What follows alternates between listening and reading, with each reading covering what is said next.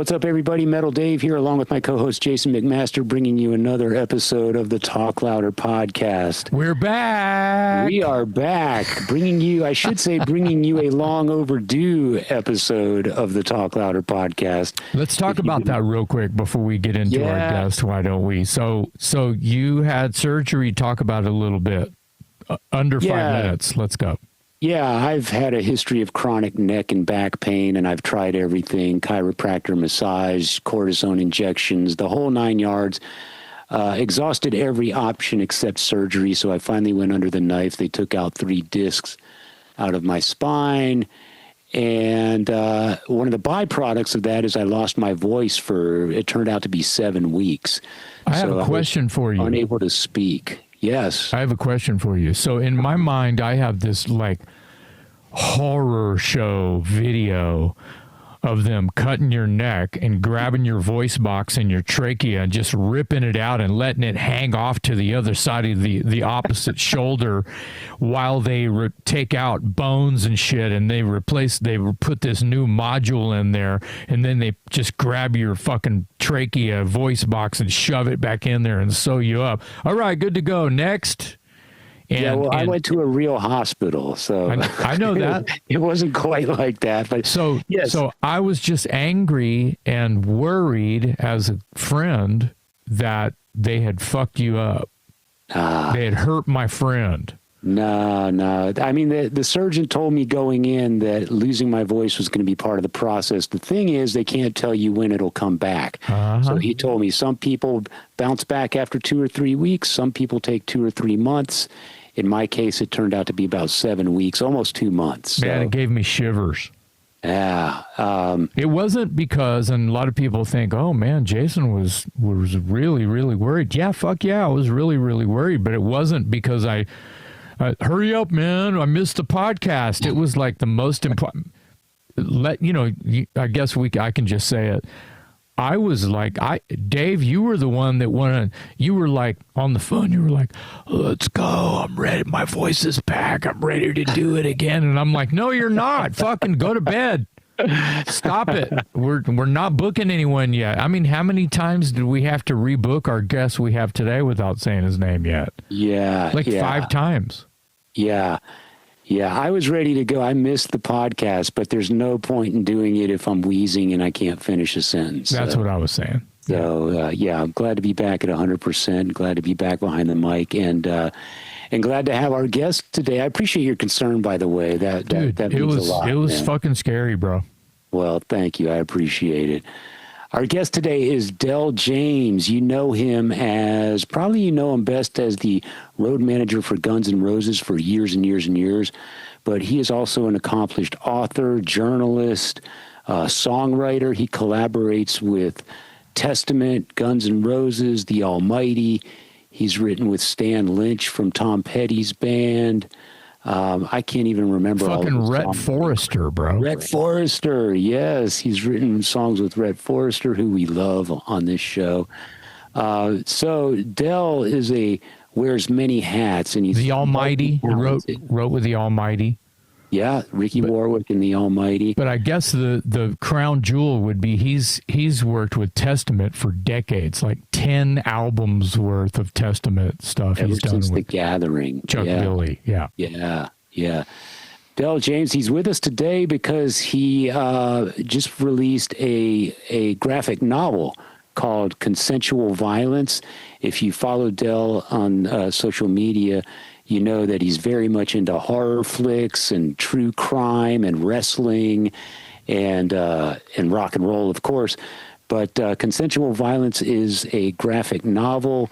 It's based around some characters who are wrestlers. There's a crime element to it. It's really well written and super well illustrated. I really enjoyed it. It's 138 pages, I think.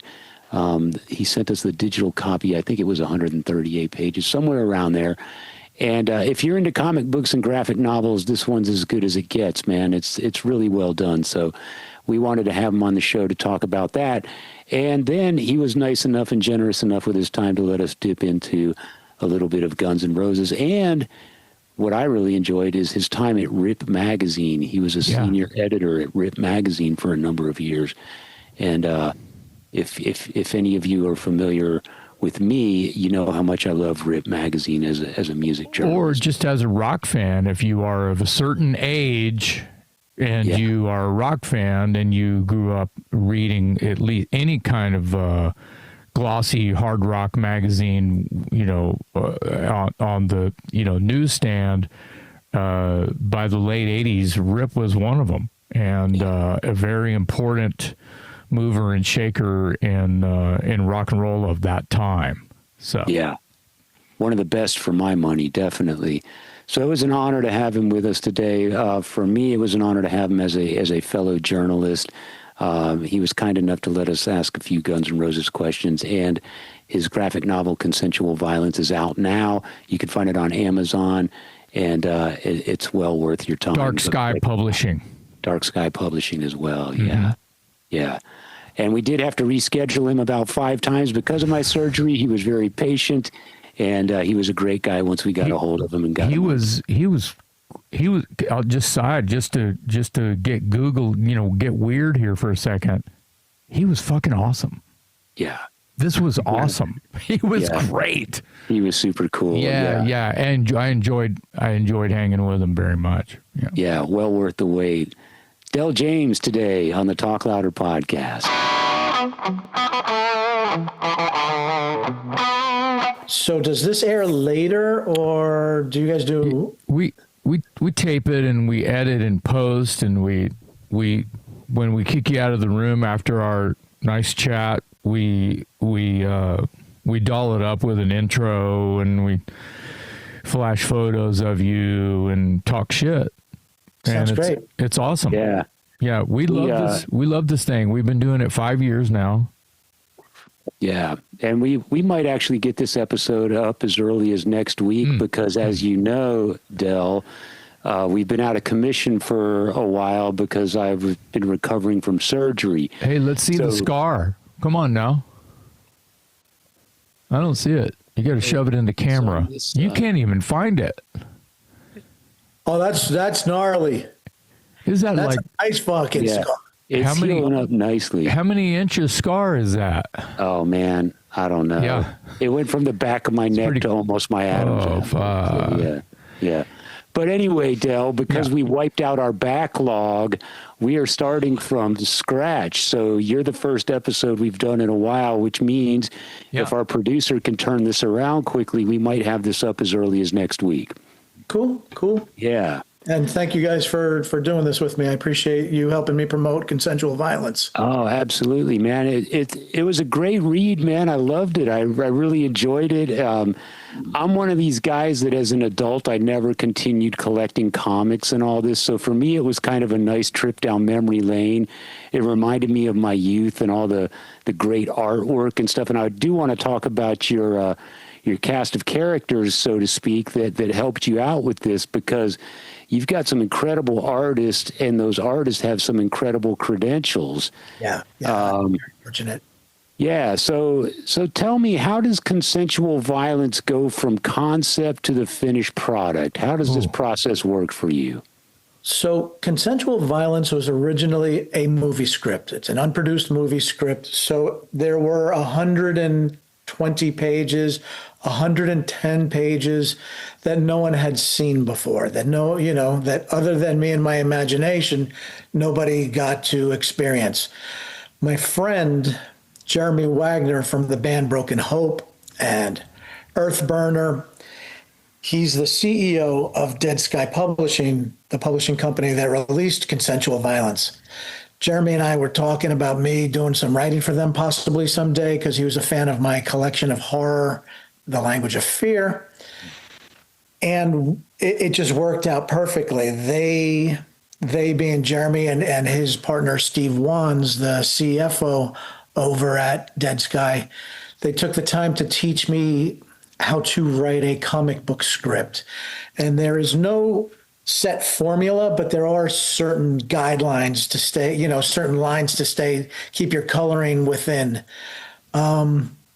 So I learned that process, which didn't take particularly long. And I've already got this thing that just needs to be converted. So this, the graphic novel benefited from the story existing, but the script benefited from the changes I made for the graphic novel, if that makes any sense. Okay. Because I got to edit it yet again and again. And since writing is rewriting, you know, both the script as well as the graphic novel benefited from it. Then we had to find an artist because I can barely draw stick people. And that's where the secret weapon, a fellow named Arjuna Susisny, came into the play. Arjuna is Italian. He is well versed in the comic book world. And he and I would communicate via email. And I'm a dork for fucking Easter eggs and things like that. So when there's a wrestling fan in the audience wearing a Slayer shirt, it's got to be the Slayer logo. It just can't say Slayer. You know what I'm saying? Yeah. So there was all sorts of goofy little things like that. He was not particularly a big wrestling nerd like I am. So I had to tell him that, you know, the female wrestlers in this can't wrestle in stiletto heels. Yeah. Right. Yeah. So on top, so Arjuna is the artist, but then there's a colorist. The colorist is a lady named Julia Brusco, and Julia has mad credits to her name. She's working on all sorts of big books now. And she captured the right tone, because if this book was too bright or too shiny, it needs to be grim. It needs to be grimy. It has to have a texture that takes you to El Paso, that takes you to Juarez, and it's dusty and hot and dangerous. And Julia did a phenomenal job, and I was very blessed to have both of them work on Consensual Violence. I love the style of the art, actually. Yeah, totally. Yeah. And you nailed it right there when you said the coloring and the artwork sort of sets the tone and complements the setting of where it's taking place. It looks like 50s pastel bathroom tile palettes. You know what I mean? It's very washed out. It's very. The red is not red anymore. The green is not green anymore. It's faded and fucked. And I found myself looking at the art as long as I was reading the all of the bubbles, right? And I was getting lost around the pages without reading it for a second, you know. There's so much eye candy. There's so many little details and everything. The letterer, a fellow named Mikey Fiorentino, he's the guy who adds all those pows and bams and blamos and all that kind of shit. And my knowledge of this terminology is pretty mediocre. Everything was bang pow, and he spiced it up wonderfully. Yeah. And Steve Wands over at Dead Sky Publishing was the guy with the knowledge. He was the guy who knew this guy would be right for this guy will be right for that, this person will be right for this part of the project. And to, even though I get all the credit and I love taking all the credit for it, it was a total team effort. Yeah. And the reason I bring this up is because I think and to your credit, I think you did a good job of giving those people some recognition in the back of the book.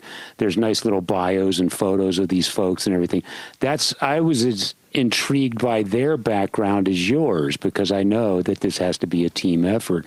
And as Jason says, a good graphic novel is not just the storyline, it's the visuals. And some people might argue the visuals can sometimes overpower the storyline. So it's very important. No, they had to complement one another.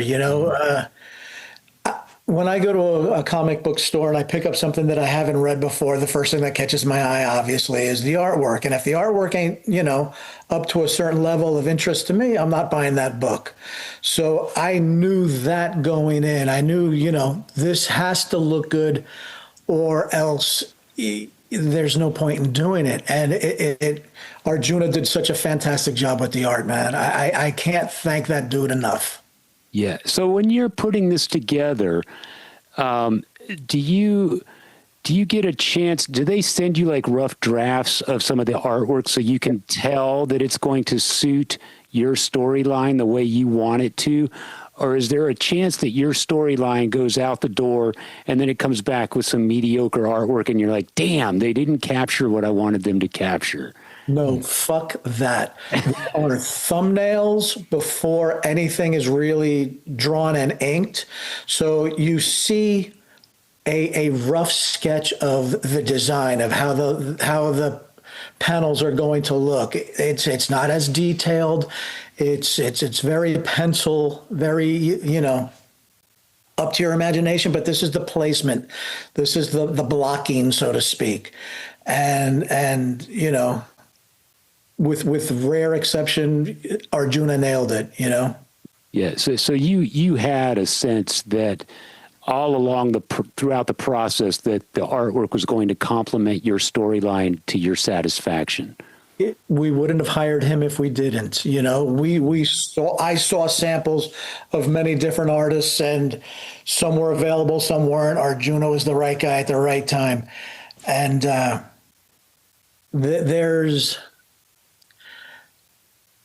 see that Junkyard on your refrigerator behind you, and it just totally took me out. Dear friends of ours. I interviewed Junkyard for Rip Magazine like 1989, 1990. And I mean, I used to see Junkyard. I just took this in a totally different direction. And we talk about Junkyard all the time. It's actually refreshing because we haven't done this in a couple of months, right? Because of Dave's fucking throat. And yeah, I mean, I went to high school with David Roach here in Austin in 1981. So David Roach was a dear friend, you know, rest in peace. Chris Gates was a dear friend, is a dear friend. It goes way back. And I mean, I used to see Junkyard at the Scream Club. I used to see Junkyard at the Cat House. I used to see Junkyard at the fucking Coconut Teaser. And they were such a rock and roll breath of fresh air. They were our Rose Tattoo. Yes. They were fucking always on fire. And I mean, up until recently, I was still going to see, I think I caught Junkyard and Circus of Power at the Viper Room. Okay, yeah. Okay, sorry about that fucking car. No, love it. No. Fucking cliff. Anytime. No. We I was answering a question and I keep seeing the word Junkyard behind you. I'm like, why is my brain processing? Well, you said you like Easter eggs, so there you go. Yeah. But we were talking about you had the ability to sort of know, you had some confidence that the artwork was going to suit your storyline. There's a secret to screenwriting, to script writing, and you can't tell a director how to direct. So you can't say, you know, from left to right, the movement of this, and you pan that, blah, blah, blah. But if you write it in a clever manner, they will see and understand what you're saying without you saying it out loud. And the script has a lot of that, hopefully, as does the comic book script. So you kind of get a flow for the way things are going. You kind of get a feel for what's supposed to be on the page. And like I said, Arjuna fucking nailed it 98% of the time, you know? There were very few, can you go back and change this, or can we, you know, add this? And, you know, basically if something was missing, that was on me. So remind me, this was a movie script that had been around for a little while, and you just decided you had all the pieces. I'm sitting right in front of you. I might as well just do this instead. Or they heard it or heard about it or read it somewhere. My friend Jeremy Wagner from Broken Hope has a publishing company. That's right. So we were discussing about me possibly doing some writing for them. I already had some writing for them. It just needed to be adapted. It just needed to be converted into the graphic novel formula. I could have done them as short stories. I could have done, I have several unproduced, unread, finished movie scripts, and those will become my next graphic novels. We're working on one right now called No Saints in Myanmar, and the artist is a fella named Dalibor Talajic, who has a lot of Deadpool credits to his name, some Punishers, a lot of graphic novels. Okay. And when I wrote like my introductory email to this gentleman, I'm like, you know, Consensual Violence is my tribute, my homage to, say, movies of El Santo and Blue Demon and then Lucha Libre, rape, revenge theme, exploitation movies. No Saints in Myanmar is my tribute, my influenced by Sam Peckinpah. Blah, blah, blah, blah, blah, blah, blah, blah, blah, blah. He writes me back, and it's one line: "You had me at Peckinpah." Yeah. So the dude's on. You know what I mean? Yeah. Yeah.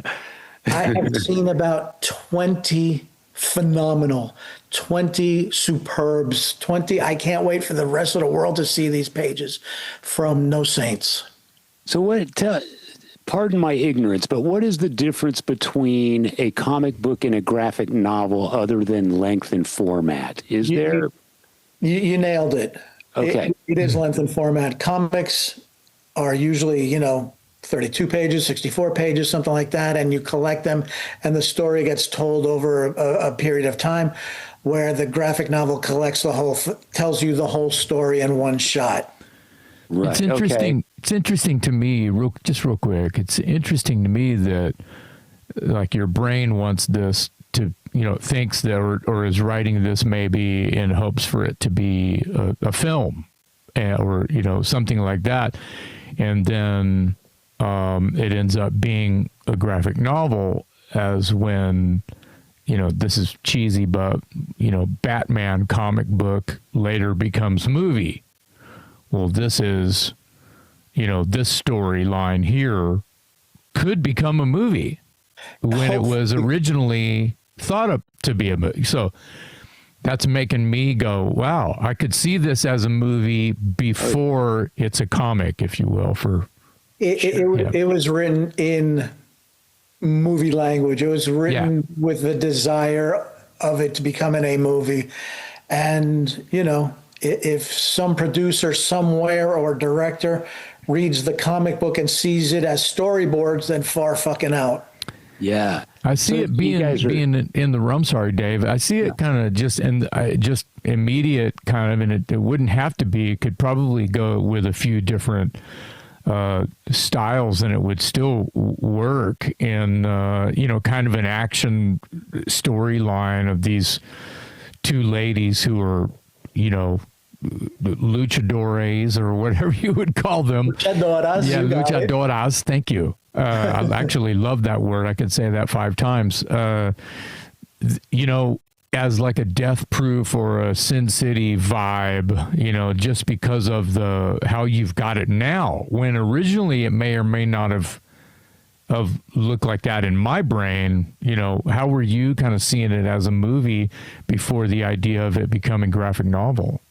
The term exploitation film, not a negative term. It's a beautiful thing. Yeah. I was inspired when writing this by films like I Spit on Your Grave, Thriller, A Cruel Picture, Miss 45, the rape revenge film, Last House on the Left. And, something horrible happens at the beginning of Consensual Violence. The aspiring wrestler is violated, abused, and disfigured by her trainer. Yeah. So now if there's ever a protagonist and an antagonist, it's right there for you, Yeah. We know abso-fucking-lutely who we're rooting for to eventually get her comeuppance. And it's inspired by the cinema of the 70s and the 80s, films like The Exterminator, Vigilante, William Lustig's Vigilante. All of these things seep into our brain and influence us. And, to have you compare it or say it could be something similar to a Death Proof, you're totally on point, It's not highbrow. It's not fucking elevated. It's real simple. It's uncomfortable and ragged and By design. Yeah, it's not comfortable. I love films that make you feel uncomfortable. Yeah. I love films that have, a fucked up ending that makes you go, whoa, rather than, the simple, safe ending. Have you guys seen Primate? Have you seen the Mad Monkey movie yet? No, but I want to see that. Jason's more of a movie guy than I am. Yeah. Dude, okay, this movie kicked me and my wife's ass so hard. It's Cujo meets Halloween meets the people on Chimp Crazy, okay? Wow. You got this rabid chimpanzee who turns into fucking Michael Myers, even the score is John Carpenter-ish. It's so much fun. So much fun. I got to see it now. So you guys were kind of leading me down the road. I have a question here I wanted to ask Del, and that is, if and when this movie or this graphic novel does turn into a movie, who are a couple of the actors you would like to see play the characters in the movie? Luna Vampira was influenced by the wrestler Sasha Banks, Mercedes Moné. She's Mercedes Moné in AEW. When she was at WWE, she was Sasha Banks. And it's that sassy Latina, strong, badass vibe that I select for her, or that I envision. I was motivated and inspired by her. I don't know, but hopefully someday, while I'm still alive, I get to see it, in cinematic rather than in book form. Yeah. So, is there any? Are there any Hollywood actors that sort of embody the characters that you've got in? No, they don't need to be Hollywood actors. If the difference between, they could be professional wrestlers and they already know how to take bumps. Yeah. Right. That's fair, and it might actually lend some. I don't want to say street credibility. Yeah. So here's my favorite part of the whole graphic novel is something. It's the twist that revolves around something as innocuous as the trunk of the car not locking. Mm-hmm. The whole storyline is pinned on that trunk of the car. And when you read it at first, in hindsight, of course, it's foreshadowing, right? But when you read it at first, you think, oh, she's driving a piece of shit car. Of course, the trunk doesn't close. Moving on. And then it turns out that the story wouldn't be the same without that. Yeah. So how do you come up with that? That's where it caught my interest, actually, when I realized that the trunk is fucked up, the car's old, fuck it doesn't matter. And I was like, okay, that's going to come back. You're taking a mental note, right? Yeah, this is going to come back. Did. Okay. Maybe not everybody would, but I did, yeah. So, the car was purposely a mid-70s Camaro. Yeah. That silver black paint job is, a favorite of mine. But again, when I was inspired by an El Santo movie, a Blue Demon movie, these are characters who wander the streets of Mexico with capes on, with masks on, and go to the bar or restaurant like, everybody should have their mask and cape on today, right? So I had to figure out a way how to put my characters in a predicament where it makes sense for them to have their masks on and suddenly there has to be logic to it. It can't just happen randomly. When you're watching a movie and something occurs randomly, that's where you get taken out. So the foreshadowing of the fucked up trunk pays off. Everything pays off. Everything should pay off. And they suddenly find themselves in a whole different world, a whole much more fucked up world as a result of something as simplistic as a jammed and non-functioning properly car trunk. Absolutely. And that's what I loved about it. I just loved how the whole story turned on that one minor detail. I'm glad you caught that. I mean, Oh yeah, thank you. yeah, absolutely.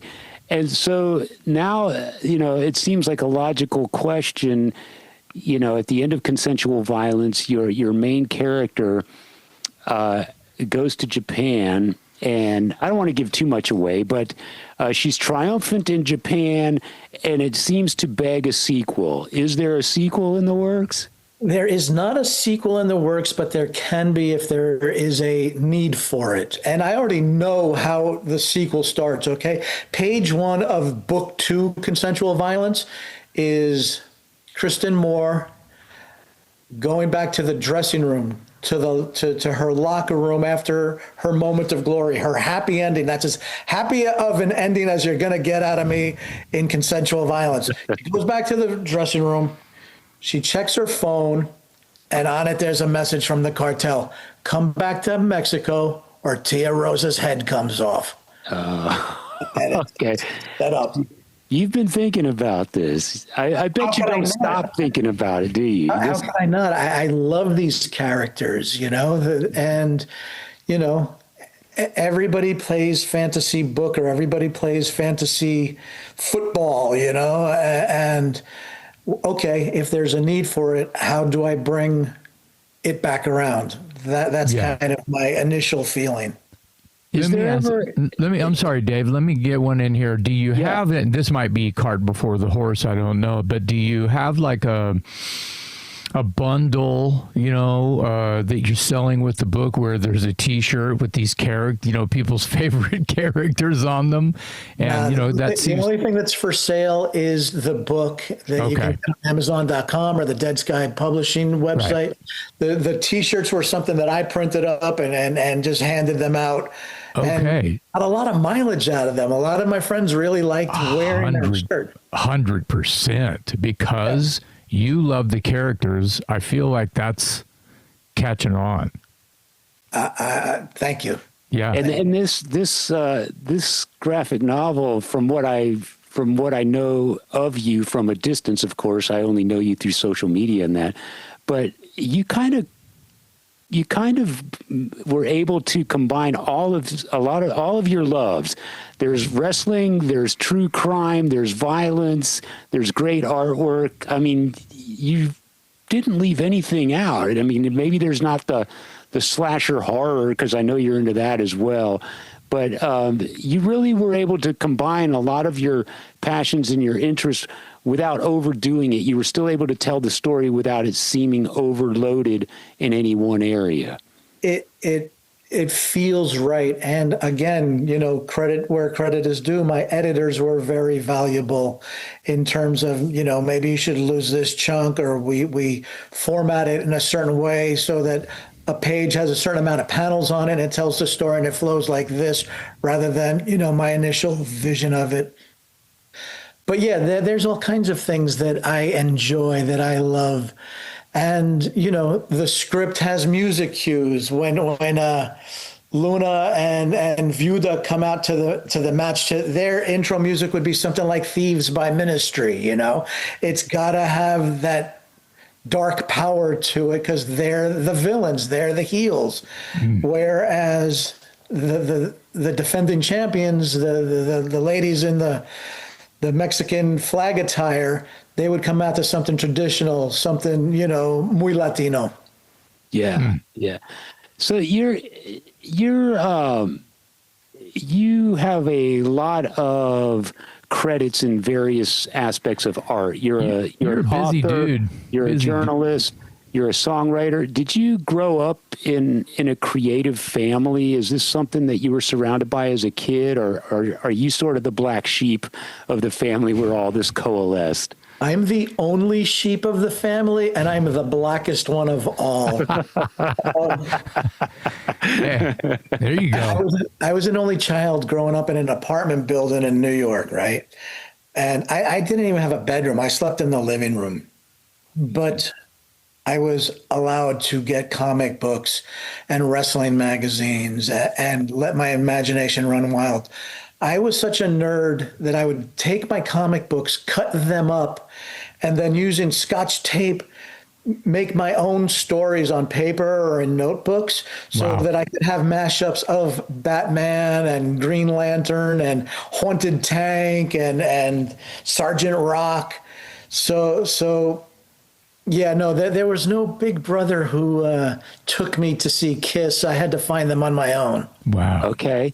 So you're also big time into wrestling. Were you ever athletic? Were you on the high school wrestling team at all? I played varsity football. Okay. I played JV lacrosse.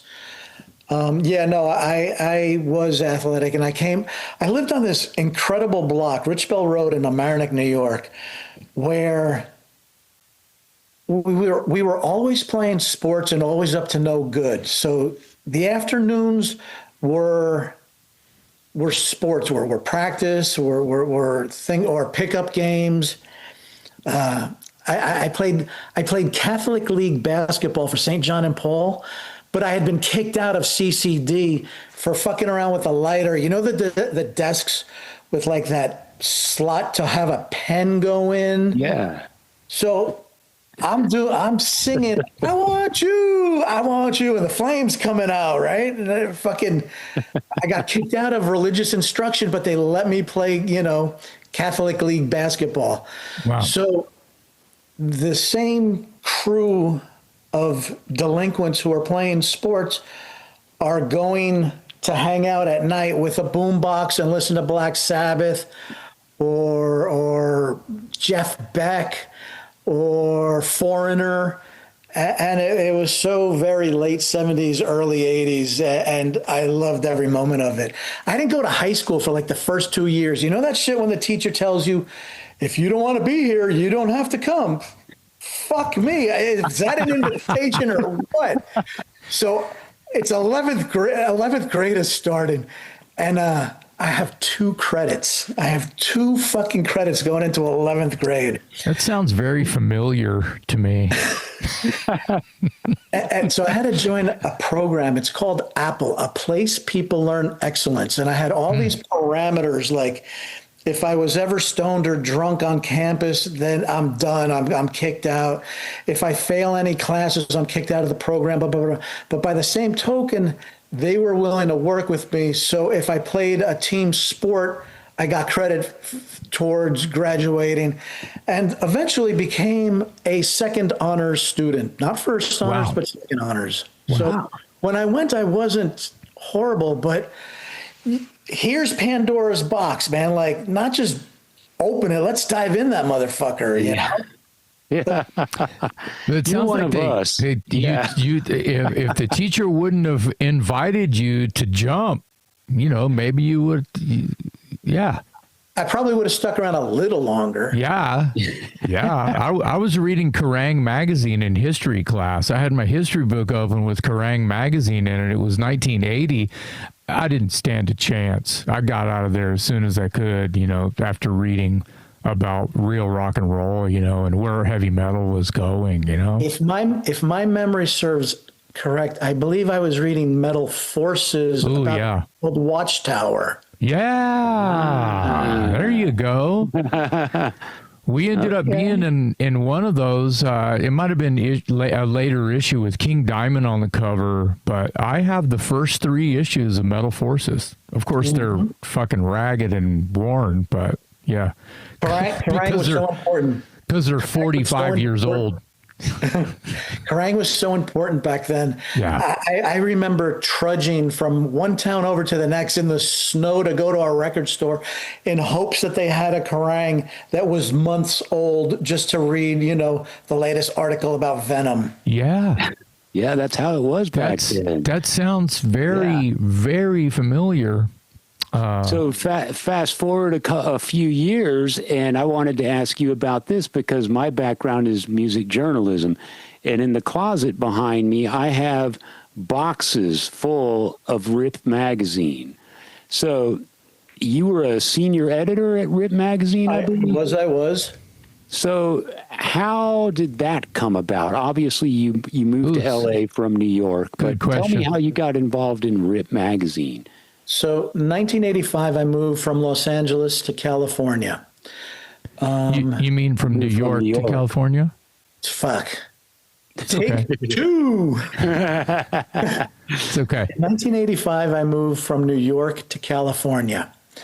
And I had a minimal background in journalism because when I went to community college in Broome County, New York, which is Binghamton, New York, when I went to Broome Community College, I was on the school paper.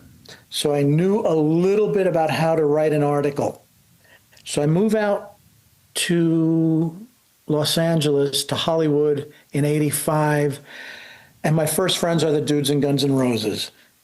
My introduction to Hollywood, my tour guides are the fellas in Guns N' Roses. So their universe kind of becomes my universe. And after they got signed, they had a publicist named Arlette Varecki. And me needing a job, me needing to figure out how to, put food on the table and keep a roof overhead, asked her if I could somehow get into the magazine thing. She gave me a tryout article with Robin Crosby. And I can't I can't even remember the magazine's name, but it was a very very fluffy, very light, very geared towards pretty boys type magazine. Mm-hmm. And then an opening at Rip Magazine made itself available. Arlette suggested to Lon Friend that he interview me, passed the audition, passed the interview, and my very first review would have been like a record review and something like that. And when you don't fuck that up, they give you something else and so on and so forth. And you got to remember, Rip Magazine was a Larry Flint publication. So we're on the same floor of the 9171 Wilshire Boulevard building as Hustler Magazine. Okay. Going to work was not a chore. And I shared an office with Larry's daughter, Lisa Flint. And Lisa was one of these people who could never get my name right. Okay. She always pronounced it as Dale. And I'm coming to the office hungover because, I'm in my 20s. Every day is fucking Friday night. Right. And you're hanging out with Guns N' Roses.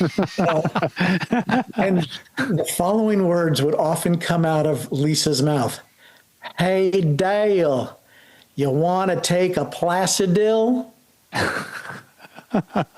Fuck me. This is the greatest job ever, right? I'm getting paid to interview Kiss. I'm getting paid to interview Skid Row. I'm getting paid to write about bands that I love, like The Almighty.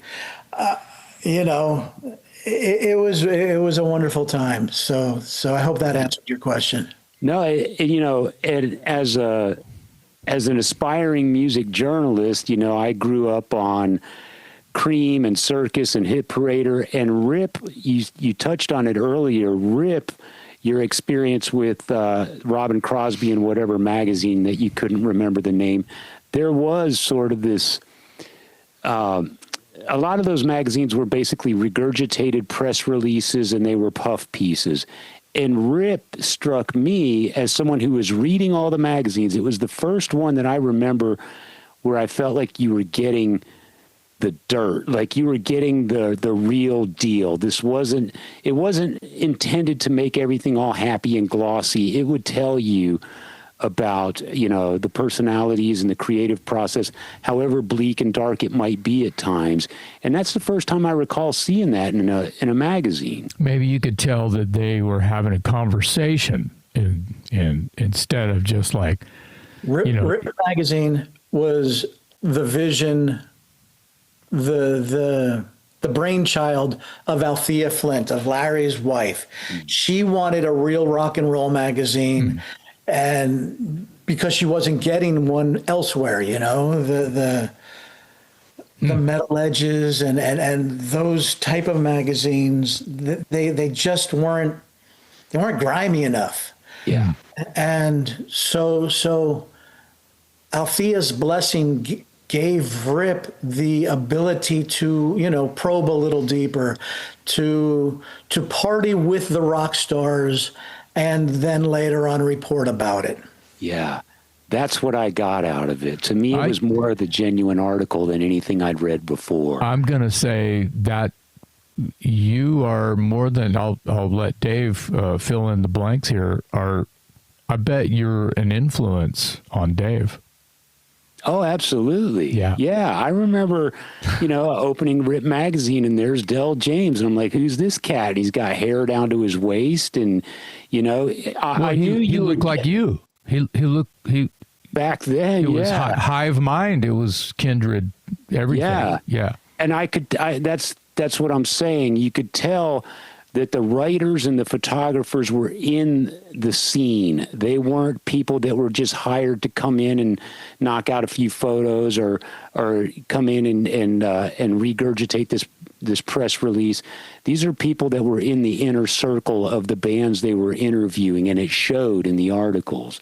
And took pride in being in the inner circle, took pride in being, you know, welcome behind closed doors, appreciated the fact that if something went down, your phone rang with, hey man, this is what's happening. Yeah. And you develop those relationships by quality journalism, by, you know, not twisting someone's words, but rather giving them the forum to speak. Exactly. 100%. I think that is how the wheels roll in life. Right there is how you tell the truth and not just fill in the blanks because you got no truth, you know. Absolutely. Yeah. Yeah. I loved Rip magazine. And like I said, I still have boxes full of it. I thought it was the best magazine of its kind when it came out. And I don't know, you know, there's been some since, but that was the one where I felt like I was getting it straight from the artist, and it wasn't candy coated, and it was warts and all. And as a fan and as a reader, that's exactly what I wanted. And finally I was getting it. There's a few good ones that are out there now. I mean, that kind of feel that way to me. I like Rock Candy and Classic Rock, and there's a few of them out there that are pretty good. Yeah. Viva La Rock is really good. Yeah. So tell me, you said that, I don't want to spend a lot of time on this, but I do want to touch on it. You arrive in Hollywood, you immediately start hanging out with Guns N' Roses. How the heck do you become their road manager? And now I could understand how it happens when they're a young, upcoming band, because you're a friend, you're in the circle, but this is like gigantic now. I mean, it's ridiculous. It's over the top. It's one of the biggest bands in the world, and you're steering the ship. How does that process work? From so there's a bit of there's a timeline. Yeah. Okay. 1985 to 87 is just hanging around. Is just, you know, if it's not at my apartment, it's at someone else's apartment. It's going to the Cat House every Tuesday night. It's going to Bordello every Thursday night. It's the club days, you know? Mm-hmm. And I was so naive that when my friends said to me, hey, Del, if you'll help carry some equipment, we can get you into the clubs for free. Mm-hmm. I didn't know there was such a thing as a guest list, man. So I'm just grateful that this exciting, energetic, powerful, dangerous fucking rock band that I've somehow befriended is letting me, you know, lug some gear and you know, get a ringside seat. So I live at many of the Guns N' Roses houses, or by the same token, many of my houses become the Guns N' Roses houses. Fair. I was living at Hell House with a bunch of my friends, West Arkeen being one of them, mm-hmm. Red Ed from New York, Randy Pewar from New York. They all had rooms. You know that little room behind the kitchen behind the kitchen sink where a washing machine's supposed to go. There was no washing machine. That was where I lived. That's where my Okay. friend Duff was also living, and Todd Crew periodically also fucking was sleeping in there. So there'd be three of us on a futon with a long wool trench coat as the blanket. Then Duff and I start getting apartments together. Duff is with a lady named Mandy. I'm with the future mother of my children, Debbie, and we kind of become a pair. We move from one house to another house. Then it's time to separate.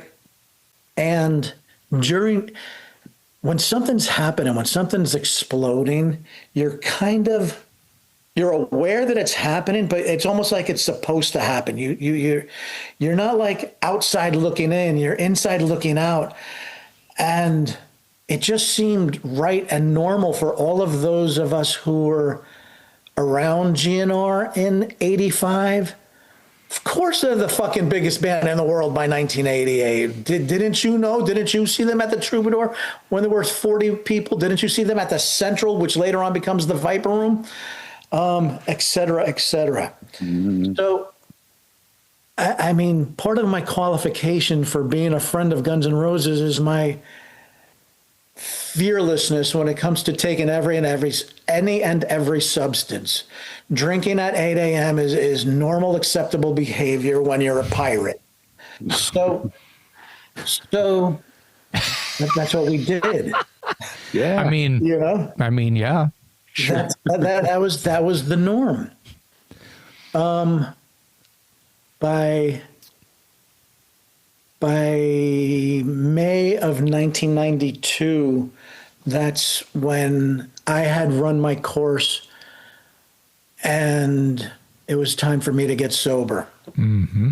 And the organization was very supportive. My friends who were still fucked up were very supportive of my sobriety, of me getting clean, of me staying clean. And when that happens, which is during the Guns N' Roses Metallica tour, that's when I stop being band friend and start becoming employee. And I'm given small tasks at first. Would you like to be part of the documentary crew? Blah, blah, blah, blah, blah. Do you want to, carry some suitcases? Whatever it took to be on the road and be around this thing, I was going to do it. And then, from the year 2000 till current, I have either been the assistant tour manager, the road manager, tour manager. There's not always just one guy calling the shots or running the ship, so to speak. And, I'm fortunate enough to be part of the tour management office to this day. Yeah. I mean, the reason I ask, I'm just curious in general, but I mean, the scale of Guns N' Roses, I mean, it just doesn't get any bigger than that. So in your time as road manager, tour manager, the various hats you've worn, what's been the biggest spinal tap or oh shit last minute crisis that you've had to remedy with Guns N' Roses? So during one leg of the Chinese democracy tour, we're in Russia, and something happened where we needed to charter a plane to get to the next gig where I can't remember what was happening. So we charter a plane at $1 gazillion, but when the flight crew arrives, they've run out of hours, okay? And the fucking World Cup is going on, no less. And the F1 is going on. So there isn't like an abundance of available charter planes, private planes. So Axel, myself, a fella named Luis Soto, Fernando Labase, Betta, we had to wait in the lounge until the pilots had enough hours to fly us to where we needed to get to. That one you know, Enough hours of sleep or yes, they can only fly like 8 hours or something like that. And they had been going, they totally fucked us. oh man. So you had Estonia was the next gig. And it wasn't Chinese Democracy. It was a reunion tour. It's all a blur, oh I'm sure. but it's Yeah. all a beautiful blur. So yeah, so people flew ahead. We were going to catch the charter that was arranged, and it showed up. Just fucking no pilots, you know. The glamorous life, huh? But Yes. but that's part of the job is finding solutions to whatever happens. Exactly. If it's 4 o'clock in the morning and somebody needs a doctor, even if you got to go knock on somebody's door, you go knock on their door and make sure that the talent is taken care of. Yeah. Yeah. And you never ask the talent to do anything you wouldn't do yourself or any of your associates, any of your crew, you know? It's simple yet common sense things like that equal longevity. And I've been touring since 1993, you know, most of my fucking grown adult life. And I'm grateful. I mean, we piss and moan and all this, oh, man, I can't believe we're staying in another 5-star hotel. But there's appreciation there's, you know, there's a grind to it, but lifers appreciate the grind. Yeah. Yeah. I mean, like I said, and I don't have to tell you, you just don't do it at a higher level than Guns N' Roses. So always interesting to hear the perspective of someone who's on the inside, because I know that the logistics. Your sobriety probably helps. Celebrated by they knew that you could be trusted with any task. I wasn't going to dip and go buy some blow, you know? Right. Whatever the job was, the job is getting done. And if I don't know how to do it, I'll figure out a way, or I'll find someone who does. It's a trust. It's a trust, man. Mm-hmm. Yeah. So is there a rule that every Dave gets to be Metal Dave? Because I have a Metal Dave in my circle of friends. He's a guitar luthier.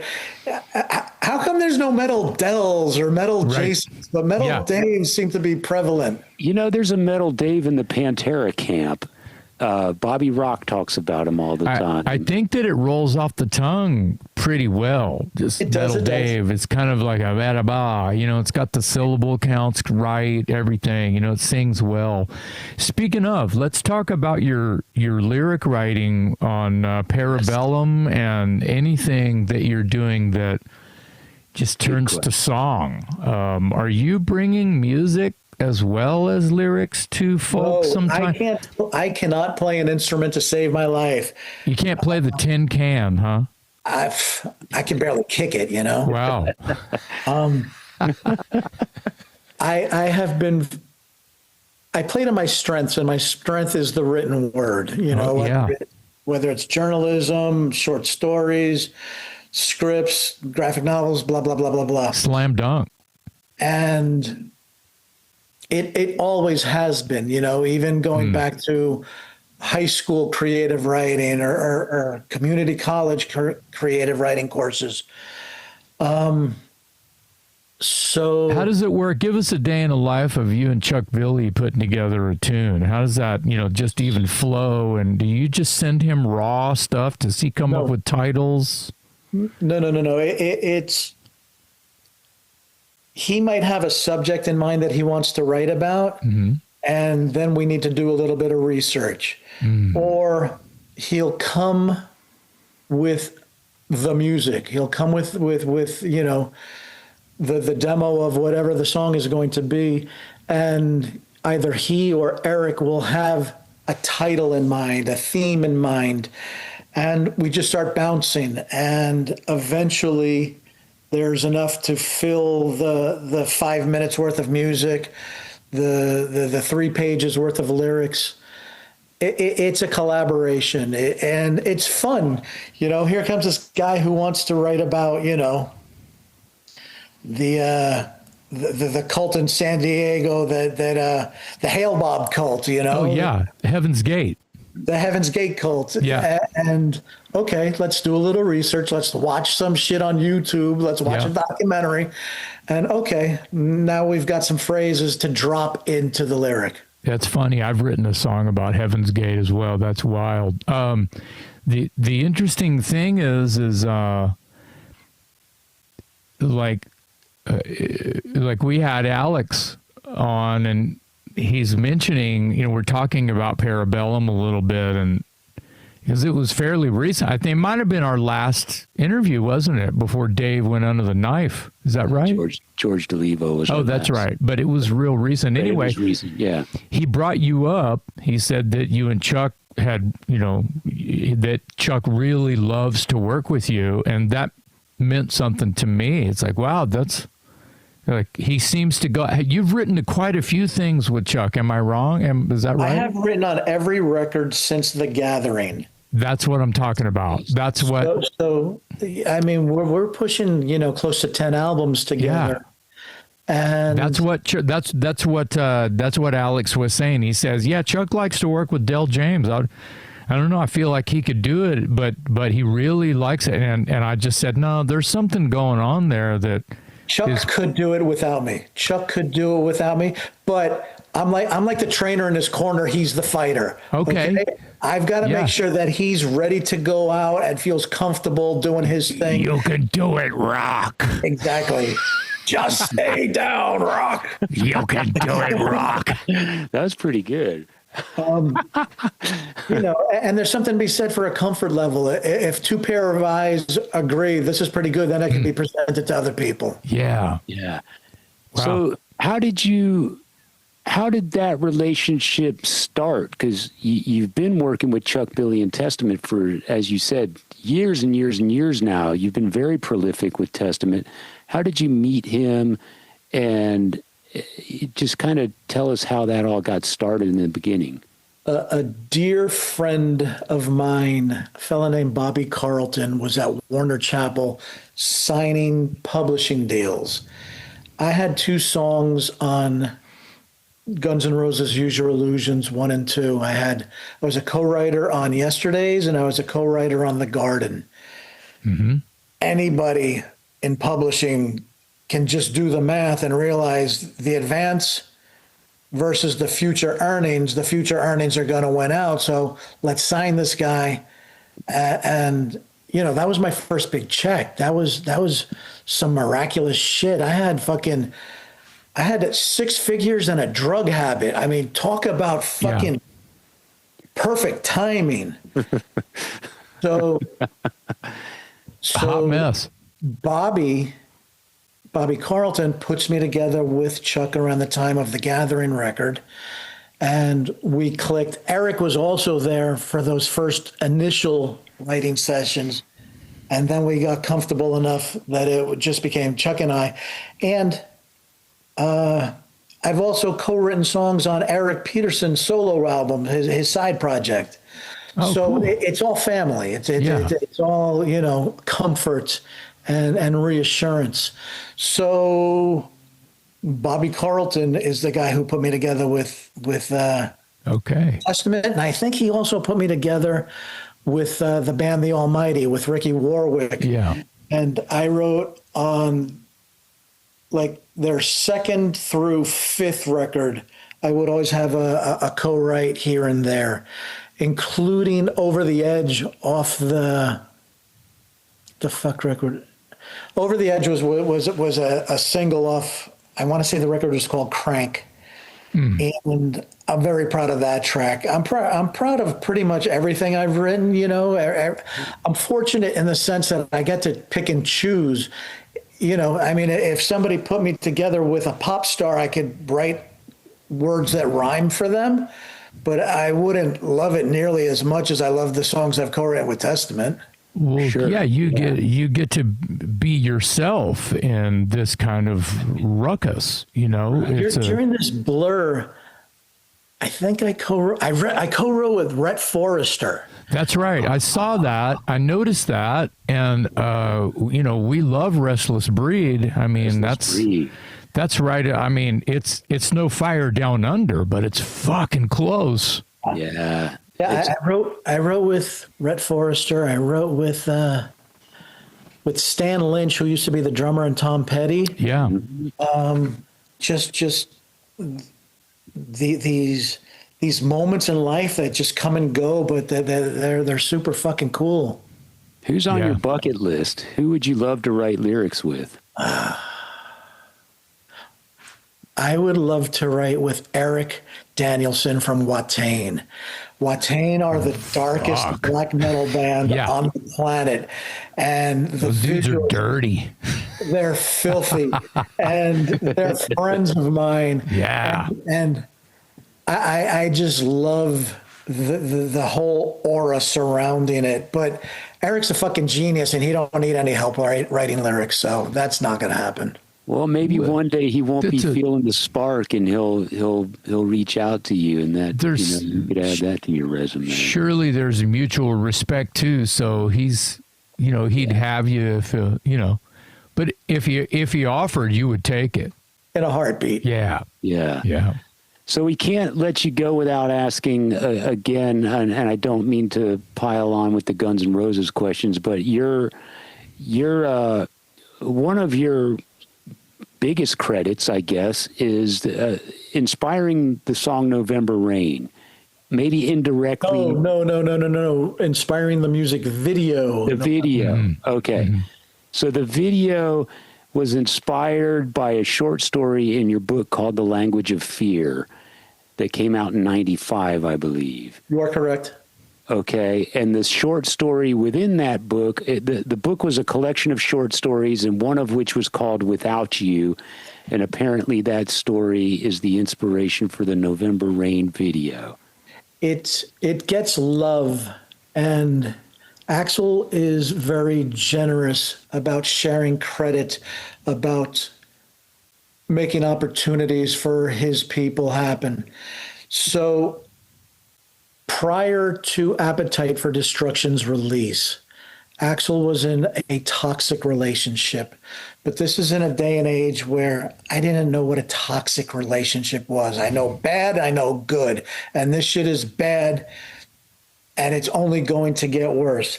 But I'm a dude, I'm a Viking.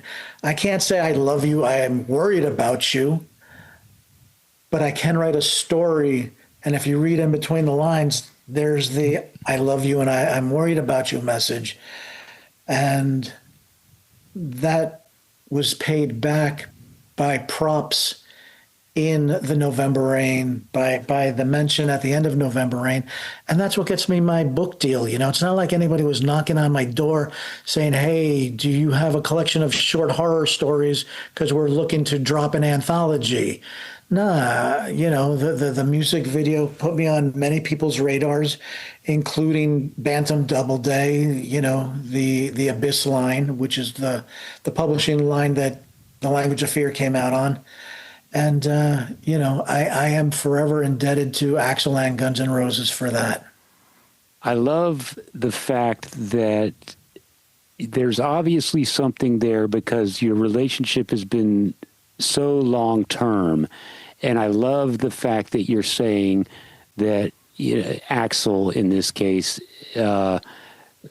provides opportunities for those who take care of him, because I don't think that's part of his public persona. Only you would know that.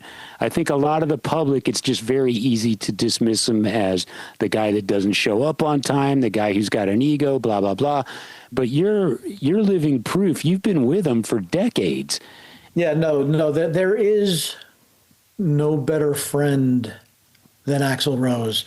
And he does all kinds of things, but behind the scenes for other people. He's the first one to inquire, is so-and-so okay, and how can we help them if he isn't? He looks out for people. He's very old school, loyalty is returned with loyalty. And, we have a friendship. We have a super close, you know, friends texting each other dumb memes and whatnot relationship. We also have a professional relationship where I need to do my job so he can do his, and that's always been understood. There's playtime and there's work time, there's go time, and you know, we can have fun while we're working, but the job needs to get done. Yeah. Yeah. Well, I appreciate that insight, because I don't think a lot of people, no, there are very few people that have the perspective that you have. So I appreciate you sharing it with us. Yeah. I wanted to jump in real quick and just say the fact that you mentioned, you know, ringside seat very early on, like literally when it's between 85 and 87, that is an important time of the growth, right? So yeah, it was coming into its own, and it was growing and evolving, and the songwriting was getting stronger. The energy on stage was becoming more unstoppable, and you saw it happening. You know, the first time I saw them, there was 40, 50 people there. The next time there was 100. The next time there was 300. The next time, you know, it's just this gaining this wave of momentum, and it wasn't that the band were so charming that the record labels came out. It's when they're selling out the whiskey and there's 1,000 kids waiting outside the door to get in that the industry took notice. Hey man, there's something going on here. The same thing happens in New York with Twisted Sister. The record companies were not knocking on their door because they love Shoot 'Em Down or Leader of the Pack or any of that kind of stuff. They're selling out the Palladium without a fucking record deal. You know, there must be something to this. And even though we don't understand, we need to get on board. And that's essentially what happened with GN'R. GN'R blew up on the Sunset Strip to the point where they needed money, but, you know, signed to do shows with stipulations like they wouldn't play, you know, within a certain amount of time, within a certain distance. So they started doing gigs under pseudonyms and aliases like the Fargan Bastages. Nice. Nice. Weren't you part of a band called the Drunk Fucks? I was indeed the lead singer of the Drunk Fucks. If I could play an instrument, they would have let me do that. But yeah, you know, Tommy Lee's in my cover band. Slash is in my cover band. West Arkeen is in my cover band.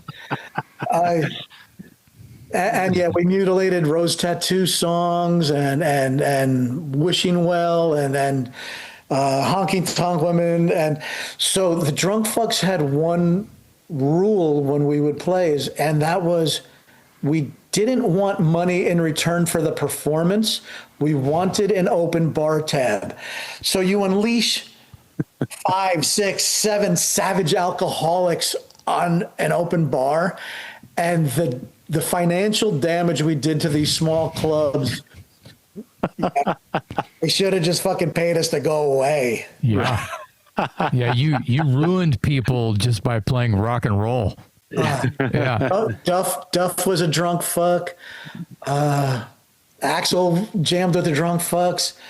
I'm sure. So that's I don't think I knew about the Drunk Fucks, or if I did, I had just forgotten. You know, I was onto something between 85 and 87. You saw this thing happen, and then I'll move faster pace here to be there and watch those guys, especially Axel, you know, with Elton and with AC/DC.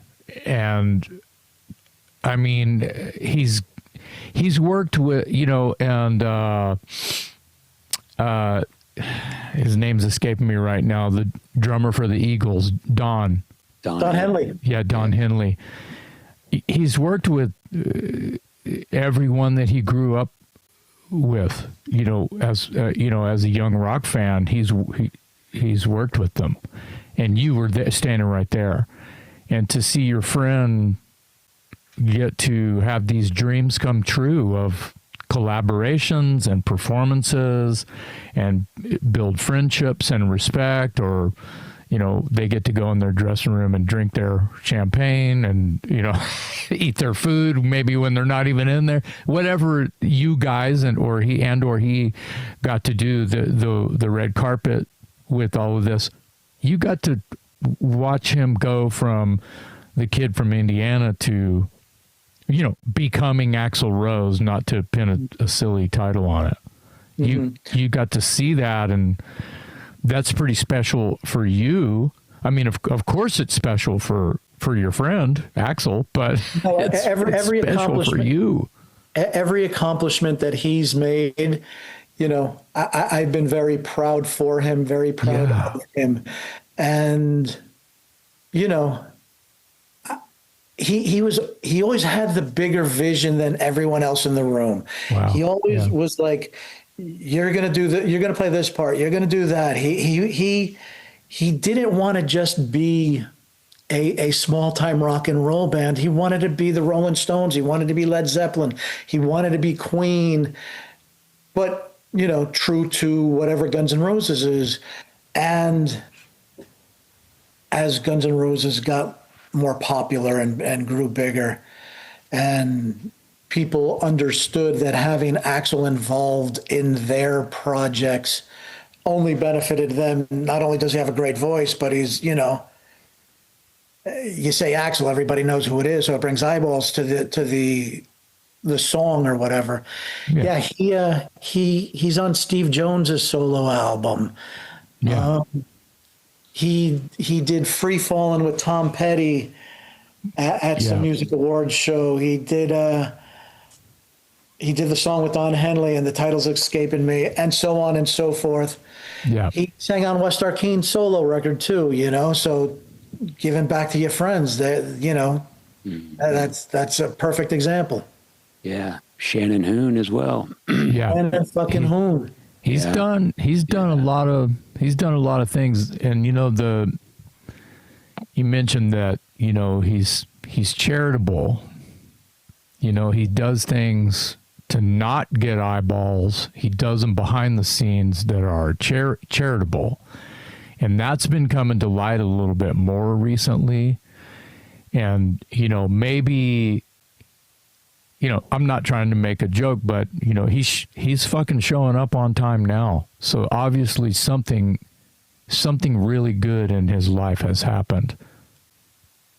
I think that as we've grown older, we've become more, what's the right word for it? More considerate. Yeah. Okay? And you don't have to tout your generosity. You just do it. Yeah. And that goes for a lot of my friends. You know, they use their superpowers for good.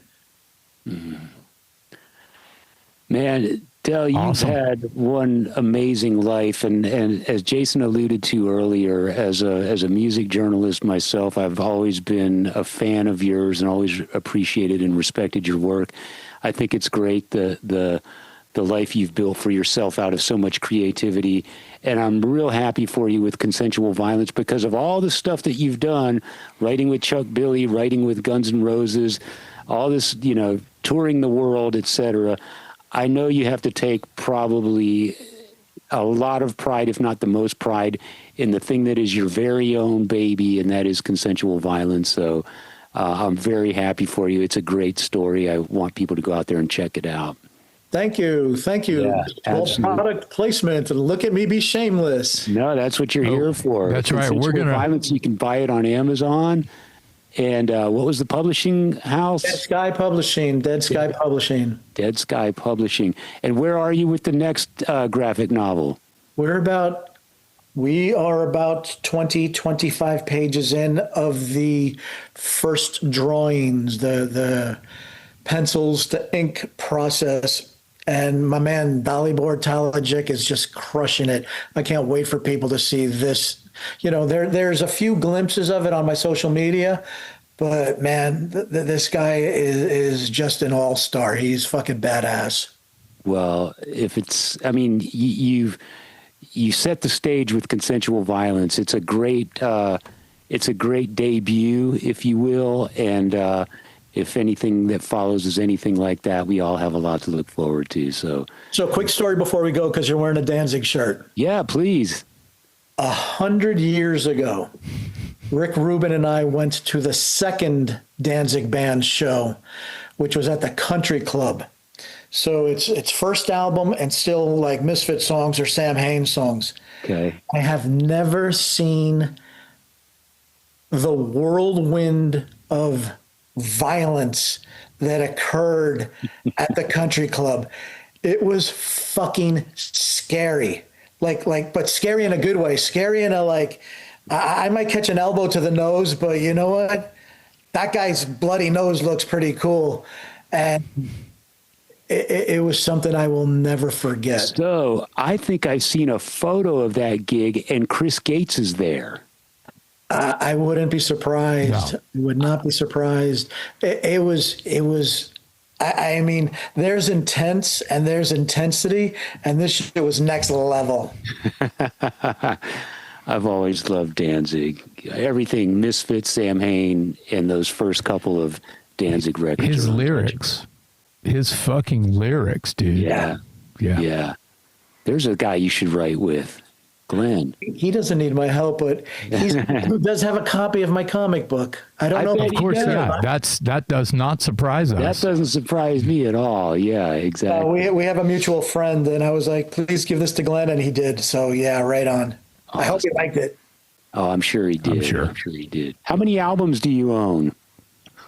This stack behind me holds just under 2,000, and it's full.